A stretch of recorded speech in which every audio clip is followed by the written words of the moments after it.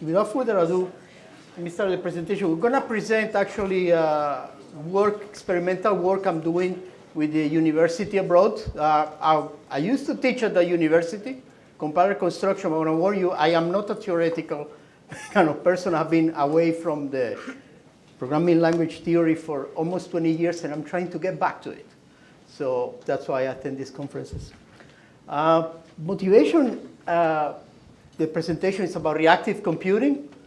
You know this, actually arrived just before the 95. In 93, I arrived to the United States, and then the internet exploded. And this is driving a lot of need for doing real-time processing of things on the internet. And it's been basically in 20 years, we have shifted from the paradigm of batch processing, request response, to a world where the important thing is actually to handle events in real time as fast as possible. And think of functional programming, it's a good fit for this because, first of all, it's it's conducive to do parallel computing, which is a good thing, and it's a good fit for processing events. And you think you don't need me to explain to you map, filter, and folds. Of course, I hope sorry, this presentation is a little bit basic, but the way this all started, it's almost 100 years ago. It was this guy, Hilbert, realized, well, before computers, say, well, we are dealing with this mathematics. We're just applying transformations to strings and things. Maybe we can build a machine that can, prove theorems and decide what's true and what's not. And came Gödel, Princeton, and say, well, not so fast, okay?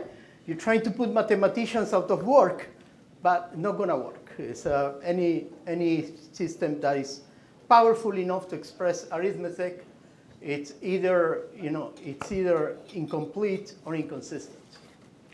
And that's for a lot of activities. We really have been doing mathematics for centuries, but we have not formalized this properly. We need to understand what we're working on. And there are guys like Church start working on this.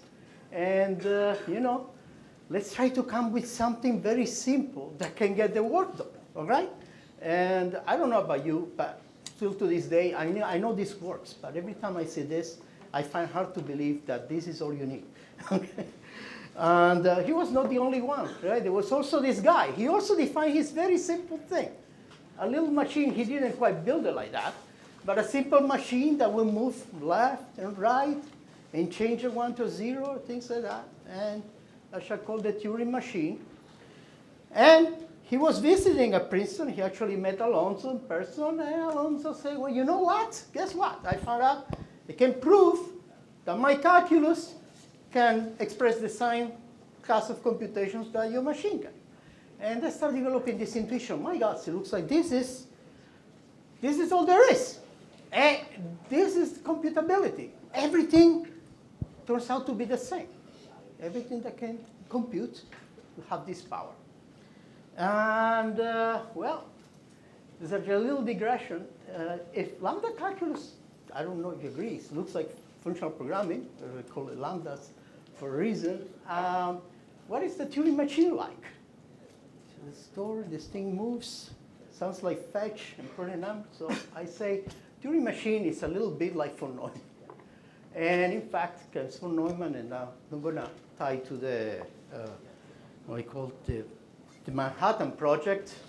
Say, guys, let's do with the theory, let's build a machine. Actually, von Neumann was also a very theoretical guy, very sharp person, okay?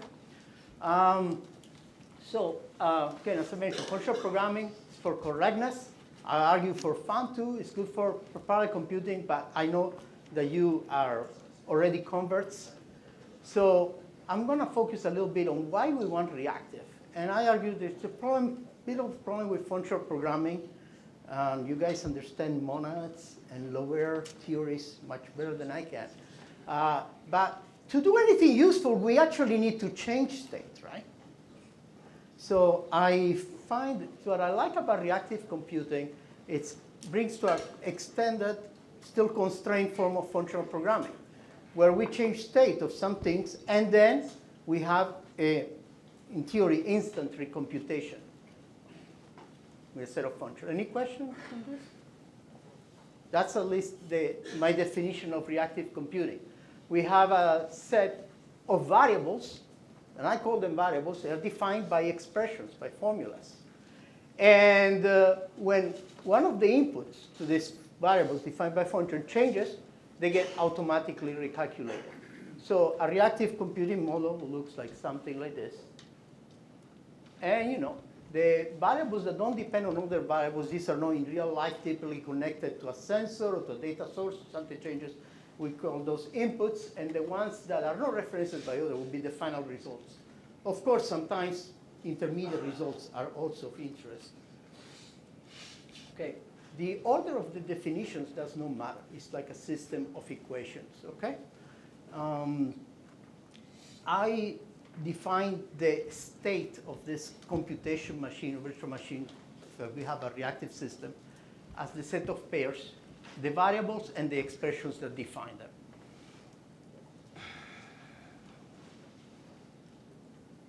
Now, for this paradigm to be useful, we need to have also something that can observe these results and do something with it. That can be a person looking at a spreadsheet and say, oh, okay, I'm going to refinance my mortgage or not. Or may even be something connected to an actuator, like if we have a reactive system monitoring temperature and other variables of an energy plant, it might decide maybe it's time to shut down the nuclear reactor before we have a meltdown.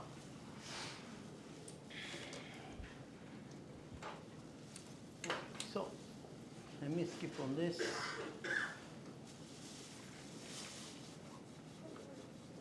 Talk about, for me, the essence of reactive computing. The way we define in the project I'm going to show you is basically it's all based on lazy variables. Now, the system I'm going to show you, not all the variables are lazy, but the thing is that you can, the type system, you can declare variables as lazy T, lazy variable that returns, when evaluated, returns a value of type T. Related to the reactive computing, if I'm interested in this notion of incremental computing, I say that the variables are defined by functions. What happens if I have, say, a variable v defined by f of x, y, z, and turns out that only one of the input changes? Maybe we can use that for an optimization. And I don't know if this ties or not to the previous presentation, because there's a little bit of a notion of derivative here. I mean, in mathematics, we can compute the partial derivative of the function relative to each one of those variables. But if we use the derivative to estimate the value, there is always an error, right? So it's a bit different. Mostly we're talking about how about we, just like the notion of Curie, like we can convert all the functions to functions of one argument. How about we do a partial instantiation of these functions? We can conceivably compile all the possible variation of f where some of the inputs are already known. So like case like this, say I have a notion of a distance between a point P and any other point x, y that I have. So the distance will be the square root of x minus the x of P squared plus y minus the y of P squared. And what happens if only the y of the x changes? So conceivably, I can compile D in three different ways. Like both inputs change, or only one of the two inputs change. And of course, if this is a pure function, then if no input changes, then it should produce the same result and can be memoized. In the real world, the system we have actually three categories of functions, because they are also extend to imperative. We have functions that are not pure, they have side effects. We have functions that are pure and can be memoized, and we have this category in the middle of functions that don't change any state that's actually potentially harmful for us. If this state gets changed, for instance, like random number generators, but they cannot be memoized because when you call them with the same inputs, they can still produce different outputs. It's just that it is not something that depends on us. That's actually the case when we call functions that take data from the external data sources, right? I was mentioning the energy plant. We might have, well, if we are working with a pull model instead of push notify, we might have to call a function every t interval of time and say, okay, give me the reading of the temperature. The whole idea here is I don't expect the temperature to stay always the same, and I want to react in case it goes over a certain threshold. So those are the functions that we consider are not entirely functional. They are not pure, but we can still treat them for certain practical purposes as not altering the state that we're setting in the problem. What time is it now? Maybe I can skip on this. Computing. Yeah. I'm gonna skip on the stream computing because really there will not be time to do this presentation. I was gonna mention, well, there are technology stacks out there. You know, there's a lot of products. You can build it starting from middleware. There's Akka, very powerful library. In fact, Apache Storm is built on top of this. With this Spark, which is like good for analytics, and Apache Storm is more like of an event stream processing kind of engine. I'm gonna go straight to this, which is like this is really my area of research. Okay, it might not be not very pure research, but it's practical. But I have been researching this for quite some time now, which is spreadsheets as an environment for reactive computing. It's not like a new idea. Don't know if you ever heard of Simon Peyton Jones. He mentioned this like over 15 years ago. And I found that interesting.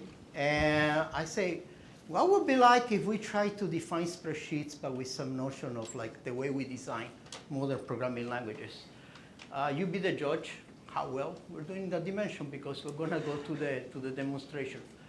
Basically, the technology that we have been building with the help of many people at the university has a notion of strong static typing, but it's gradual. We want to be somehow outward compatible with the ugly world of existing spreadsheets. And if you look at existing spreadsheet, what kind of typing system are we? We are in a world like untyped Lambda calculus, like Python. Basically, you can put a string on a cell, and then a moment later you can decide I'm going to put a real number there. So there is no static typing. They have other problems. You cannot really add functions within the spreadsheet itself. You can go like in Excel, you go VBA. With Google, you go with JavaScript. You're breaking paradigm, or worse, you have to go DLLs. We have a world where we can define it with Lambda expressions. We can define it inside the confines of the spreadsheet itself. And last but not least, this is something that's been done many years ago. Javelin did it, separate the model, the computational model, from the visualization, which is actually good for things like doing pivot tables and stuff. So this is a high-level architecture. We have that's a code name, by the way. We don't know if we're going to call this piano, but I think it's presumptuous.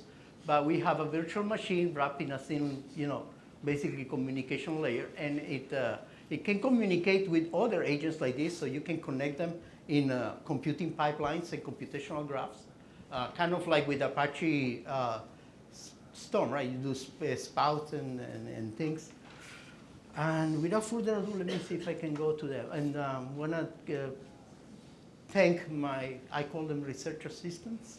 One of them here came from abroad, and we have been presenting this work at other universities and a couple of conferences so far. So that's the university. How much time we have left? We have left 7 minutes. It's going to cut it short, so let me see.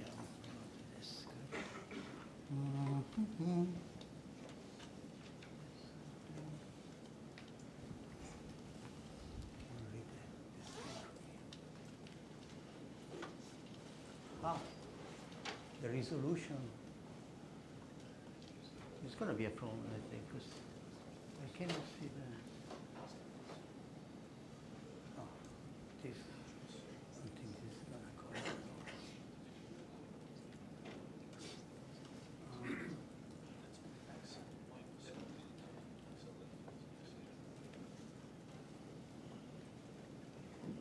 I think we're going to have a problem here because this ain't going to fit.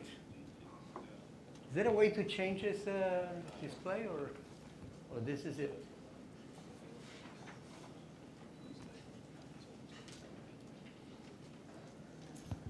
Oh, well. You know what? Yeah.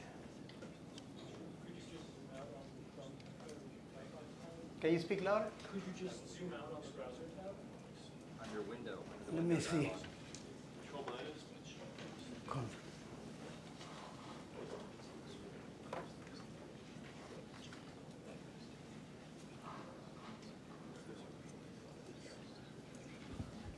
All right, that may work. And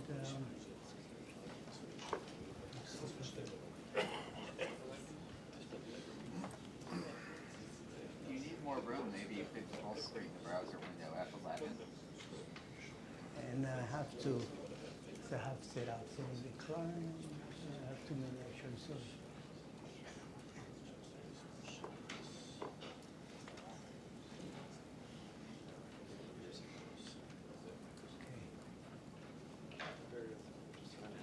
Let me start this over again because I don't want to have it like it's not connected to the right. Okay.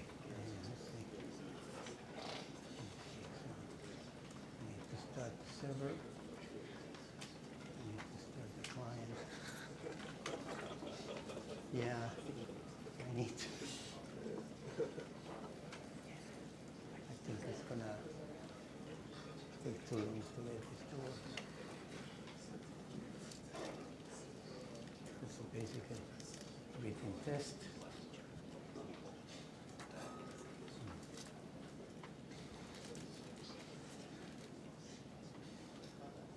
I think I better need the time to do something here.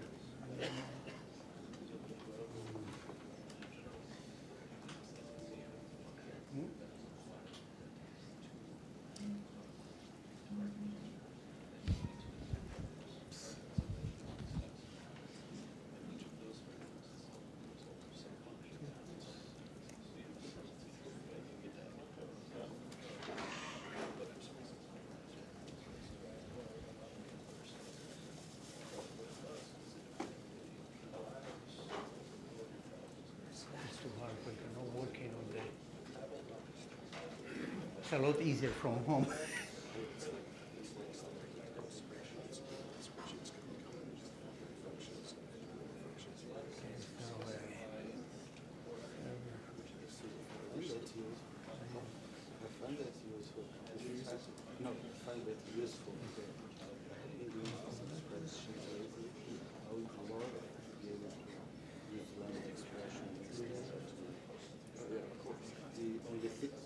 Only functions that are provided. That's why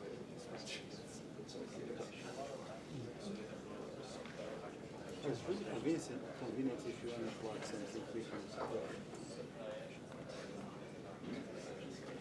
So we have only 3 minutes left. I'm not going to be able to run this anymore. Let me just run out. I'm gonna run I'm gonna see if I can run one model that's already there. Show something very simple.